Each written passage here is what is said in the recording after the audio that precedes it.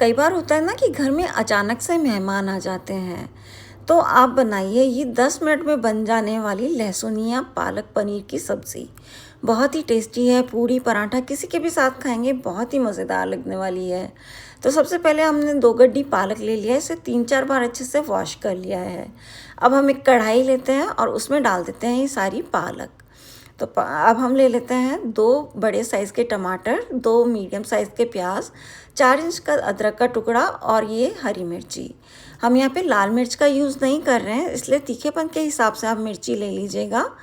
अगर तीखी है तो 1 मिर्च काफ़ी होगी और अगर कम तीखी है तो आप 2 से 3 मिर्च भी ले सकते हैं। सब चीज़ों को हमने कढ़ाई में डाल दिया है, थोड़ा सा पानी डाल दिया है और इसे ढक के 5 मिनट के लिए पका लेते हैं। तो देखिए 5 मिनट के अंदर पालक हमारी पक के तैयार हो गई है और कितनी कम हो गई है। पहले पूरी कढ़ाई भरी भरी थी, लेकिन अब एकदम बैठ गई है पालक। एक बार हम इन सब चीज़ों को मिक्स कर लेते हैं और फिर देखिए हम प्याज को चेक कर लेते हैं। अगर प्याज हमारा टूट रहा है अच्छे से तो ये बन चुका है, पक चुका है। तो हमें इसकी बिल्कुल भी कच्चेपन का स्वाद नहीं आएगा। तो है ना ये जुगाड़ वाली पालक पनीर जो फटाफट बन जाएगी, क्योंकि हमें प्याज को इसको सेकना भी नहीं है, काटना भूनना कुछ भी नहीं करना है। जब तक पालक हमारा ठंडा हो रहा है काट लेते हैं पनीर को। तो यहाँ पे मैंने 200 ग्राम पनीर लिया है और उसको क्यूब्स में काट रही हूँ। आप चाहें तो इसके छोटे टुकड़े बड़े टुकड़े कैसे भी कर सकते हैं, ट्रायंगल काटना है या फिर चौकोर काटना है, जैसा भी आप चाहें उस तरीके से काट लीजिएगा, ये आपकी चॉइस है। तो बस पनीर हमारा कट हो चुका है। अब हम ले लेते हैं लहसुन।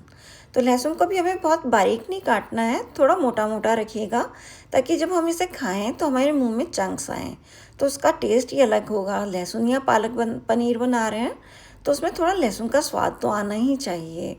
तो बस ऐसा मोटा मोटा ही आप काट लीजिए। तो अब हम लेते हैं कढ़ाई और कढ़ाई में डाल देते हैं 2 बड़े चम्मच तेल और अब इस पनीर को हम फ्राई कर लेते हैं। पनीर आप चाहें तो कच्चा भी डाल सकते हैं, लेकिन फ्राई करने से टेस्ट भी इम्प्रूव हो जाता है और इसमें स्ट्रेंथ आ जाती है। लेकिन है ना, आप ये ध्यान रखिएगा कि तेज़ आंच पे इसको फ्राई कर लीजिएगा फटाफट से।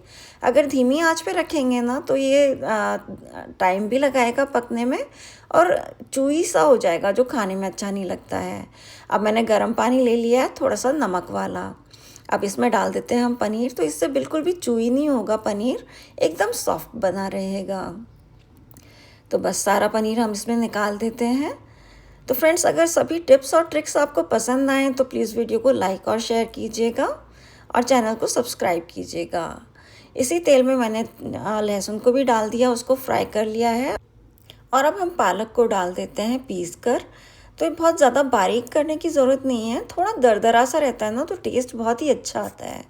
तो बस सारी पालक हमने इसी तरह से पीस ली है और सब चीज़ों को अच्छे से मिक्स कर लिया है।